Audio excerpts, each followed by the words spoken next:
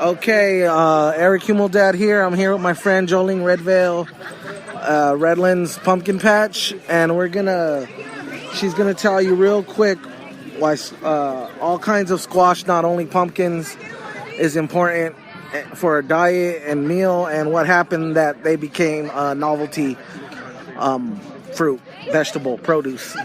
Okay, so here at Live Oak Canyon Pumpkin Patch, we grow 60 kinds of specialty squash and more than 40 kinds of pumpkins. And pumpkins are a type of squash. And so right there you've got 100 different types, and that represents diversity in our food supply. So if you go to the grocery store, you might find butternut, acorn, and kabocha, or maybe a couple more. That's 4 or 5 or 6 types.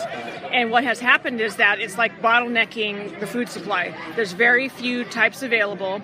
And because they're kind of overproduced, is a way to think of it, the taste factor goes down. They're selected through artificial selection, which is a human-imposed process that mimics a natural process called natural selection, which is what drives evolution. Right. But just like different breeds of dogs, people breed different types of plants and animals, food animals and plants, to have certain traits. And so it might be for color or look or size, or it might be for disease resistance, or growing in a hot climate, or growing in a short growing season, like some of our pumpkins and squashes actually are.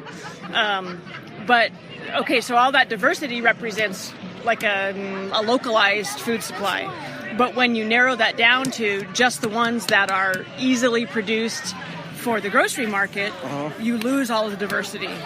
And some people think and are doing scientific research that shows the nutrition level has sometimes been compromised. And that would be true if you think about a store-bought tomato, how awful they taste, Right. compared to an heirloom tomato That you grew yourself. or that you can buy at the farmers markets. That's Right. what they're planting.